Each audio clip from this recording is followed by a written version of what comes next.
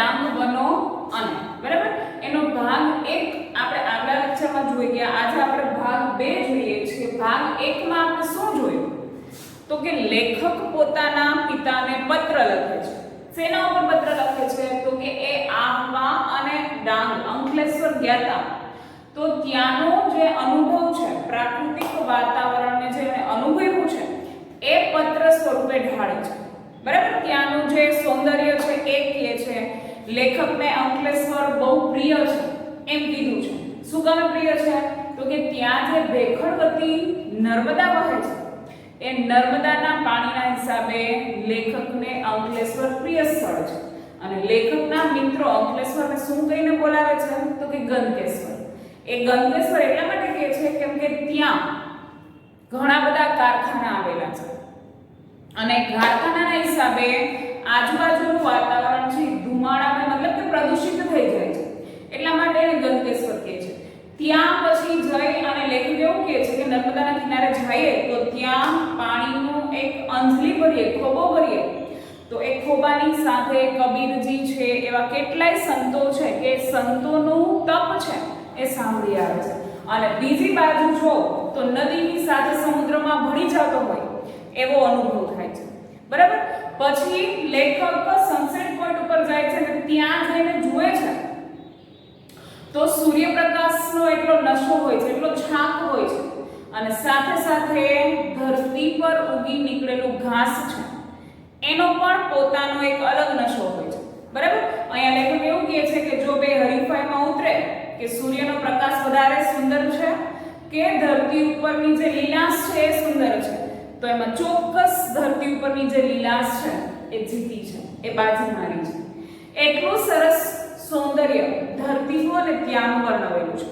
Page number 64 ઉપર ત્રીજો paragraph આપણે પહોંચ્યા છીએ. બરાબર ત્યાંથી જોઈએ છીએ આપણે. ટેક્સ્ટબુક ખુલ્લી રાખજો અને સાથે જોતા જજો.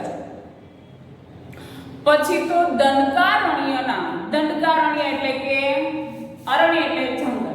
બરાબર ત્યાંનું જે મેદાન છે જંગલ છે ત્યાંની વાત કરે છે. ના જુદા જુદા રૂપ જોયા. મહાલનું ડાંગ, વધાઈનું ડાંગ, સુબીર, વાસંદા, શિવઘાટ, સાપુતારા બધે દોડાદોડ કરી. જો ત્યાં જાતા નથી પણ ત્યાં બેસી અને એ બધા જ સ્થળનો અનુભવ કરી લે છે. આની પહેલા આપણે જોયું ત્યારે જયેલા છે. બરાબર પણ આજે ત્યાં સનસેટ પોઈન્ટ પર જ્યાં બેઠા છે ત્યાં બેસી અને આ બધા જ જંગલોમાં ફરી આવે છે અનુભવ છે એ વિચારી. ક્યાંક ખૂબ ઊંચાઈથી ઊંડે તો ક્યાંક એકદમ ઊંચાઈથી ખૂબ ઊંચે ચંચળતાથી ભમી લીધું એટલે ફરી લીધું. બહુ ઊંચાઈથી એટલે કે મનમાં એટલા બધા ઊંડા ઉતરી જાય છે એ વિચારો અને જાણે કે બધી જ જગ્યાએ ફરી વળે છે એવું મન એનું ચંચળ થઈ ઉઠે છે. ખીણને રસ્તે રાત્રે નીકળ્યો તો શબ્દ થઈ ગયો. ચોકી જાય છે ખીણ જ્યાં પર્વતો હોવાના છે એની તળેટી ખીણ બનવાની જ છે. બરાબર જ્યારે રાતના સમયે જાય છે ખીણ નીચે જુએ છે તો આશ્ચર્ય પામે છે. શું કામે જોઈએ આપણે ચો તરફ આજ્ઞા જોયા છે આપણે. બરાબર એની ચારે બાજુ ચો તરફ એટલે ચારે બાજુ આજ્ઞા જોવા મળતા હતા. સાગના ઝાડ રાતોરાત કોઈએ શણગારી લીધા. જો આજ્ઞા છે રાતના સમયે ચમકે એનામાંથી જે પ્રકાશ નીકળે છે એના હિસાબે તો ખીણમાં જે સાગના વૃક્ષ આવેલા છે એ સાગના વૃક્ષ ઉપર આજ્ઞા એટલા બધા ઉડાઉડ કરતા હતા તો જાણે કે સાગના વૃક્ષને આપણે કોઈ શણગારી લીધા હોય એવા લાગતા હતા. ઉપર નજર કરો તો તારા ખચિત આકાશ, ખચિત એટલે કે ભરેલું. તમે ખીણના રસ્તે ઊભા છો, તમે ઉપર જુઓ તો તારાથી ભરાયેલું આખું આકાશ જોવા મળે છે અને અહીં નીચે આજ્ઞા. જો ફરી પાછું બેનું સૌંદર્ય આપ્યું છે. આગળ આપ્યું હતું સૂર્યનું અને ધરતીનું, આજે આકાશ અને ખીણનું કીધું છે. બરાબર ઉપર જોઈએ છે તો તારાઓથી ભરાયેલું આકાશ છે અને નીચે જોઈએ છે તો ખીણમાં આજ્ઞાઓનો પ્રકાશ છે. પ્રિય કવિ રાજેન્દ્ર શુક્લ કાયમ સાથે જ રહે છે. રાજેન્દ્ર શુક્લની બે પંક્તિ કે છે અહીંયા એ જે આજ્ઞાનો પ્રકાશ જોતા કવિને યાદ આવે છે. શું તો કે સ્થાનનો ફરક અમથો, મૂળમાં તો અજવાળું, તારકો શિખર શોખે, આજ્ઞા કરાઈમાં. ખાલી સ્થળનો ફેર છે એમ કે છે. મૂળ વાત કોની છે તો કે પ્રકાશની વાત છે, ખાલી જગ્યાનો ફેર છે. તારા છે એ આકાશમાં શોભે છે અને આજ્ઞા છે એ તળેટીમાં શોભે છે. કાવ્ય પંક્તિ એ સમજાવે છે કે ખાલી સ્થાન સ્થળનો ફેર છે. મૂળ વાત શેની કરેલી છે? પ્રકાશની. તારાઓ છે એ આકાશમાં શોભે છે, જ્યારે આજ્ઞા છે એ તળેટીમાં શોભે છે. મૂળ વસ્તુ પ્રકાશ છે. અહીં તમે ઉડાઉડ કરતા આજ્ઞાઓ અંધકારને શણગારીને એક મોઝેક બનાવી આપે. મોઝેક એટલે શું? તો કે રંગીન કાચ કે કાચના જે ટુકડા હોય, પથ્થર હોય, એનાથી બનાવેલું ચિત્ર, એને મોઝેક કહેવાય. આજ્ઞા છે આમ તેમ જ્યાં ત્યાં ઉડાઉડ કરે છે, જ્યાં એક જગ્યાએ બેસે છે ને, જાણે કે કોઈએ પથ્થરની નાની નાની કણકી મૂકી અને આખું ચિત્ર ઉત્પન્ન કર્યું હોય એવું લાગે છે. નામનો જાદુ કેવો હોય તેની એક વાત કરું. અહીં ગિરમાળાનો ધોધ છે. જો આપણે પૂછાય છે ધોધનું નામ શું છે? ગિરમાળા. લગભગ 301 મીટર ઊંચેથી સુસવાટા નાખતું પાણી પૂરજોશમાં નીચે પડે છે. 300 ફૂટ જેટલું પાણી ધોધ સ્વરૂપે નીચે પડે છે. વિખરાઈ જાય નાના નાના તળાવ સ્વરૂપે. પાણી જ્યારે પડે છે ત્યારે ધોધ સ્વરૂપે પડે છે, પણ જ્યારે નીચે છૂટું પડે છે તો એના નાના નાના તળાવ બની જાય છે. ચોતરફ પર્વતમાળાઓ.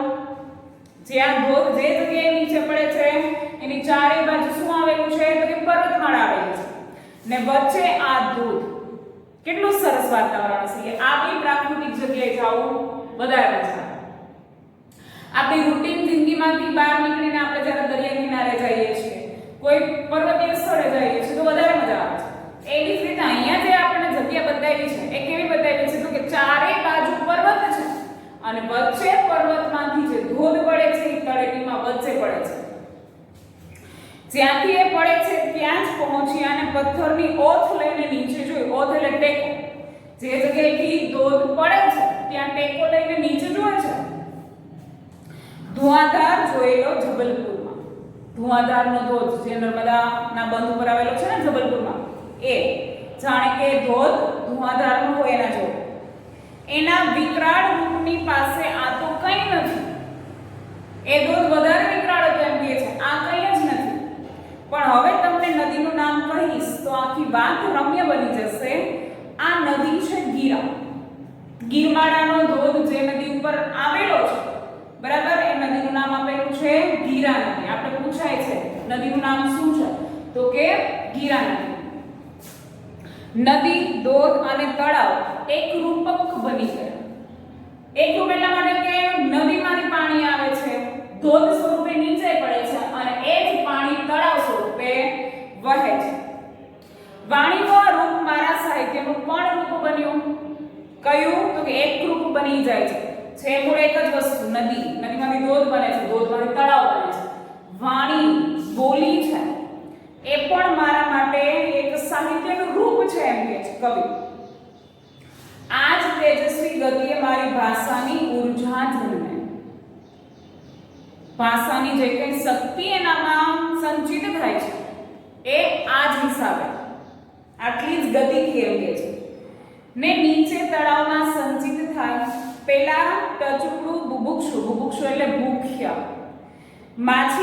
માછીમારો જેમ ઝાડ નાખીને ઊભા છે તેમ હું એ ઊભો હોઉં. ભાષા મતલબ કે શીખવા માટે, કાંઈ પણ વસ્તુ ગ્રહણ કરવા માટે કવિ લેખક છે એ સતત તૈયારી છે. જેવી રીતે બુભુક્ષુ શબ્દ આપણને પૂછાય છે, બરાબર, તળપદા શબ્દમાં ધ્યાન રાખજો. બુભુક્ષુ એટલે ભૂખ્યું. કોઈ ભૂખ્યો માછીમાર છે ઝાડ બિછાવીને માછલીની શોધમાં હોય, એવી જ રીતે અહીંયા જ્ઞાનની શોધમાં લેખક સતત રહેતા હોય છે એવું કહે છે. વળી એ જળ પાછું બંધાઈ ન રહે. જ્ઞાન જે એની પાસે આવે છે એ બંધાઈ ન રહે એમ કહે છે. એ હું સતત બધાને બાંટતો રહું. ગીરા નદીના રૂપે વળી નવો પ્રદેશ સર કરું. એની પાસે જે કંઈ પ્રકાશ પડેલો છે જ્ઞાન રૂપી, એ જેવી રીતે નદી આગળ વહે છે અને પોતાનું પાણી બધાને બાંટતું રહે છે, આપતું રહે છે, એવી જ રીતે અહીંયા લેખક કહે છે કે મારી પાસે જે કંઈ પડેલું છે એ નદીની જેમ હું બધાને આપતો રહું. કેટલું સરસ નામ ગીરા. લડી લડીને હેત કરતા વાંસના ઝુંડના ઝુંડ.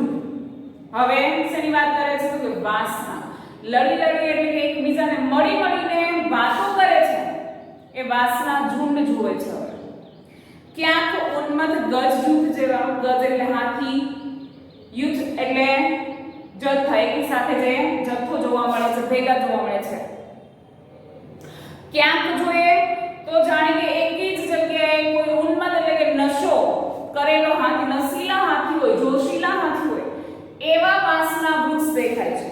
ક્યાંક એકલ દોકલ પ્રણયજન જેવા, ક્યાંક બહુ જથ્થામાં વાંસ જોવા મળે છે, તો ક્યાંક એકલ દોકલ પ્રણયજન, પ્રેમી લોકો બેઠા હોય એકલ દોકલ, એવી રીતે ક્યાંક વાંસ જોવા મળે છે. વૃદ્ધિઓ સગડી ઠરીઠામ થઈ છે. મનની અંદરની જે કઈ લાગણીઓ છે, જે કઈ ભાવ છે, એ બધા ઠરીઠામ થઈ જાય છે. જગ્યાએ જઈને બેસતા એમ કે છે. એકદમ શાંત મન થઈ જાય છે. ડાહી ડમરી બની જાય છે. બધી વૃત્તિઓ કેવી બની જાય છે? ડાહી અને ડમરી. વૃત્તિ એટલે જે ખુશી છે, દુઃખ છે, ગમ છે, આ બધી જે કઈ આપણા મનમાં ભાવ ભરેલા છે, એ બધા જાણે કે ડાયા ડમરા થઈ જાય છે. અસ્તિત્વની પરમતા અને ભવ્યતા બેનો નજદીકી અને બારીક અનુભવ થાય છે. પોતાનું જે અસ્તિત્વ નો વધારે એકદમ નજીકથી એ અનુભવ કરે છે. એને ત્યાંનું વાતાવરણ આપણને ખબર છે, આપણે જાય કોઈ પણ એવી જગ્યાએ રવિવારે જો એને કોઈ ડેમે જઈને બેસીએ છીએ તો ત્યાંનું વાતાવરણ પણ એકદમ સરસ આપણા મનને ખોલી નાખે છે. બરાબર, આપણે વધારે પ્રસન્ન થઈ જાય છે. એવી જ રીતે બહાર જઈએ છીએ કે દરિયા કિનારે બેસીએ છીએ, કોઈ એવી ખુલ્લી જગ્યાએ બેસીએ છીએ તો આપણને મજા આવી જાય છે. અહીંયા લેખક એ અનુભવે છે. એમાં મારા સમગ્ર અસ્તિત્વને ધીમે ધીમે નાનું થઈને સાવ ઓગાળી જતું અનુભવું છું. જે બહારનું જોવે છે, અસ્તિત્વની પ્રકૃતિની જે પરમતા અને ભવ્યતા જોવે છે, એમાં લેખક પોતાનું અસ્તિત્વ છે સાવ નાનું સમજે છે અને એમાં ઓગળતું સમજે છે, મતલબ કે એની સાથે ભળી જાય છે. એટલે તલ્લીન થઈને પ્રકૃતિને માણે છે. મારી દરેક મુસાફરી મારા માટે કોઈક ને કોઈક રીતે યાત્રા બની રહેતી હોય છે. પ્રત્યેક સફરે હું નવો બનતો હોઉં છું. આ મારો અનુભવ છે. મતલબ કે જ્યારે કોઈ એક જ સ્થળે જાય છે ત્યારે સ્થળ એના માટે કંઈક નવીનતા પુરવાર કરે છે અને કંઈક નવું જાણવા મળે છે. એમ કહે છે મારા માટે હંમેશને માટે કંઈક નવીનતા છે એ એકના એક સ્થળમાંથી મને મળતું રહે છે. આહવા આવ્યો એ પહેલાય અહીંના આદિવાસીઓ વિશે ખૂબ સાંભળ્યું. એ સાઈડ આદિવાસી વધારે ને, એટલે જ્યારે આહવા પાછા જાય છે ત્યારે આની પહેલા ગયા તો ત્યારનો એને ત્યાંના જે આદિવાસીઓ છે એની વિશે ઘણું બધું સાંભળેલું હતું. ડાંગ દરબારની વાતો કાને પડી. ડાંગ એટલે ડાંગનું જે જંગલ છે એના દરબાર એટલે કે રાજા કોણ? તો કે આદિવાસીઓ. એની વાતો ઘણી બધી સાંભળેલી છે. આ વખતે આ લોકોની દુનિયાનો આછડો પરિચય જ માત્ર મળી શક્યો. આ વખતે જ્યારે ગયા છે ત્યારે ત્યાંના જે લોકો છે એનો બહુ ઓછો પરિચય એને મળે છે. એમ કે છે જ્યારે તક મળે ત્યારે જગદીશભાઈનું બાઇક લઈને નીકળી પડું છું. એ કોણ હતા? એના મિત્ર હતા. એનું બાઇક લઈ અને એ આહવાની ગલીઓમાં ત્યાંના લોકોનું નિરીક્ષણ કરવા માટે નીકળી જાય છે. આહવાની ગલી કુચીઓમાં અને આજુબાજુના રસ્તાઓ પર રખડ્યા કરું. સ્થાનિક પ્રજાને જોયા કરું. સ્થાનિક એટલે કે ત્યાં જે રહેવાવાળી છે એ લોકોને જોઉં છું. એમની લોક સંસ્કૃતિ હજી આજે એટલી જ જીવંત. એની જે સંસ્કૃતિ છે, લોક સંસ્કૃતિ, એ હજી જીવંત છે. ક્યાંક ને ક્યાંક આપણે આપણી સંસ્કૃતિ ભૂલી ગયા છે. આપણે બીજાની સંસ્કૃતિ અપનાવવા લાગ્યા છે. જ્યારે આદિવાસીઓ એની સંસ્કૃતિ ભૂલા નથી અને હજી એને જીવંત રાખી છે. એમના ગીતો, એમના વાદ્યો એટલે કે સંગીતના સાધનો, એમના તહેવાર થાય કે હાથમાં હાથ ભીડીને નાચીએ. જે કંઈ તાલ વગાડે છે ને જે કંઈ વાદ્યો વાગે છે ત્યારે એવું જ થયા કે આપણે પણ એના સાથે હાથમાં હાથ મિલાવી અને નાચી લઈએ. પણ એક વખત નીકળ્યો તો ડાંગીઓનું મોટું સરઘસ સામે મળ્યું. કેટલા બધા ડાંગના આદિવાસીઓ છે એ સરઘસની જેમ એક ટોળામાં ચાલ્યા જતા હતા. સૌથી આગળ બે ત્રણ આદિવાસીઓ ફટાકડા ફોડતા હતા. આગળના જે આદિવાસીઓ છે શું કરતા હતા? તો ફટાકડા ફોડતા હતા. એટલે આપણે અહીંયા સિસ્ટમ છે કે ફટાકડા ક્યારે ફોડવામાં આવે તો કોઈ સારો પ્રસંગ હોય ત્યારે ખુશી વ્યક્ત કરવા માટે આપણે ફટાકડા ફોડીએ છીએ. બરાબર? સારા પ્રસંગ અહીંયા શું જોઈએ આપણે. આદિવાસીઓ ફટાકડા ફોડતા હતા. થયું કે ચાલો લગ્ન યાત્રા જોવા મળશે. એની એક સંસ્કૃતિનો આછો પરિચય મળી જશે. એમ કહે છે કે જે તે વસ્તુ એ જોવે છે એના લગ્નની રીત કઈ રીતની હોય એ જોવા મળી જશે એવું કહે છે. આ તો કંઈક બીજું જ નીકળ્યું. જ્યારે જોવે છે સરઘસ જાય છે, આગળ ફટાકડા ફોડતા લોકો જાય છે, પણ જઈને જોવે છે તો કંઈક અલગ જ છે. શું છે? કોઈનું મરણ થાય. ફટાકડા ક્યારે ફોડતા હતા? જ્યારે કોઈનું શબ લઈને જતા હતા સ્મશાને. બરાબર? એ સ્મશાને જ્યારે રસ્તા ઉપર લઈ જાય છે ત્યારે આગળ ફટાકડા ફોડતા જાય છે. એની નનામી ઉચકીને ડાકુઓ જતા હતા. નનામી એટલે કે જેની ઉપર શબ સુવડાવીને આપણે સ્મશાને લઈ જાય છે એ ડાકુઓ, એટલે કે સ્મશાને જવાવાળા લોકોને ડાકુ કહેવાય છે. બરાબર? એ ડાકુઓ છે સ્મશાને જતા હતા. મૃત્યુના માનમાં ફટાકડા. ફટાકડા શેના માટે ફૂટતા હતા? તો કે મૃત્યુના માનમાં ફટાકડા ફૂટતા હતા. મરણને ઉજવવાની આ રીત કેટલી તાત્વિક. તાત્વિક એટલે કે શુદ્ધ. ખરું જીવન એ આદિવાસીઓ જીવે છે કે જે મરણને પણ ઉજવે છે એક શુદ્ધ રીતે. આપણે અહીંયા દુઃખી થઈ જાય છે પણ ખરેખર એ દુઃખને આપણે ઉજવણીમાં ફેરવી નાખવું જોઈએ. કેમ કે જ્યારે કોઈનો જન્મ થાય છે તો આપણે એટલા જ ખુશ છીએ. જ્યારે જન્મ થાય છે ત્યારે નિશ્ચિત હોય છે કે એનું મૃત્યુ નક્કી જ છે, તો શું ગમે ત્યારે શોક મનાવવો જોઈએ. બરાબર? આપણે એને પણ ઉજવવું જોઈએ. આ ભોળી પ્રજાને આવું જીવન સત્ય કેમ લાદ્યું હશે? લાદ્યું એટલે કે મેળવ્યું. એને ક્યાંથી આવું જીવનનું સત્ય મળ્યું હશે કે મરણની રીતને પણ ઉજવવી જોઈએ. લ્યો જુઓ, વાત આખી મૃત્યુના સમ પર આવીને ઊભી રહી ગઈ. સમ એટલે કે નાનકડો દાખલો. એ એવો દાખલો છે કે કોઈનો ઉકેલી શકાય એમ જ નથી. બરાબર? લેખક અહીંયા પોતાનો પત્ર પૂરો કરવાની વેતના છે અને એમ કહે છે કે આપણે મૃત્યુ ઉપર આવીને ઊભા રહી ગયા છે. જેટલું ગમ્યું એટલું જ લખ્યું. યાદ કરો, લેખક પોતાના પિતાને પત્ર લખે છે અને એનો અનુભવ બતાવે છે. એટલે શું કહે છે કે મને જે કંઈ ગમ્યું એ મેં પત્રમાં લખી નાખ્યું. ન ગમ્યું તેની વાત ફરી ક્યારેક કરીશ. જે કંઈ ત્યાં જાતા નથી ગયું એ વાત ફરી પાછી ક્યારેક કરીશ. મારી આ પત્ર ચેષ્ટા ગમી નથી. લેખક એના પિતાને પત્રમાં જ પૂછે છે કે તમને ગમ્યું ને? એમ મેં આજે જે પત્ર લખ્યું છે. આગળ આપણે વાત કરી કે આજનો જમાનો WhatsApp, Facebook, બ્લોગનો થઈ ગયો છે. તો લેખક એ સમયમાં એમ કહે છે કે મેં તમને પત્ર લખ્યો તો આ તમને ગમ્યો ને? જો પત્રમાં મેં પહેલા કીધું છે કે વધારે લાગણી ભાવ છે એ તમે ઠાલવી શકો છો. ઈચ્છા તો ત્યાં જ એકાદ ઝરણામાં પગ પોડીને આ શબ્દ શરણ વહેતું મૂકવાની હતી. મતલબ કે પોતાના પિતાની સાથે ત્યાં નર્મદાની નદીના કોઈ એક ઝરણામાં બેસી એ પાણીમાં પગ બોળતા બોળતા પોતાના પિતાની સાથે ત્યાંનો અનુભવ લે એવી હતી. તમને ત્યાં કેવા યાદ કરતો હોઈશ તેનું પ્રમાણ મળે તોય હાવ એટલે ઘણું કે હું તમને કેટલો યાદ કરતો હતો. બસ ખાલી એનો એક અંદાજો પણ તમે લગાવી લેશો ને તો પણ બસ છે મારા માટે. અને લેખક અહીંયા પોતાનો પત્ર પૂરો કરે છે અને આપણો પાઠ પણ અહીંયા પૂરો થાય છે. છેલ્લે નીચે લિખિતમાં મહેન્દ્ર અને શેમાંથી લેવામાં આવ્યું છે તો કે રફુનો કાગળમાંથી આ પાઠ લેવામાં આવ્યો છે. એક સૌંદર્ય ની વાત કરવામાં આવી છે. ત્યાંના જંગલો હોય, ત્યાંની ખીણ હોય, ત્યાંના જે આદિવાસીઓ છે એ જે રીત ઉજવે છે એ સૌંદર્યની વાત અહીંયા કરી છે. ડાંગ વનો અને પછી ડેસ્ટેસ વાત મતલબ કે ત્યાંનું જે પ્રાકૃતિક સૌંદર્ય છે એ સૌંદર્યને લેખક ત્યાં જઈને કેટલા માણે છે એની વાત આપણને અહીંયા પાઠમાં કરવામાં આવી છે. બધાને સમજાઈ ગયો છે? સાથે લેસન આપી જ દઉં છું, એ ફેર બુકમાં લખી નાખજો. બાળકો, અત્યાર સુધીનું જેટલું લેસન મોકલાઈ ગયું છે આશા રાખું છું કે લેસન છે તમે તમારી ફેર બુકમાં લખી જ નાખ્યું હશે. આપણે બધું જ ફેર બુકમાં ઉતાર્યું છે. હજી ઘણું બધું તમને ફેર બુકમાં ઉતારવા માટે આપવાનું છે.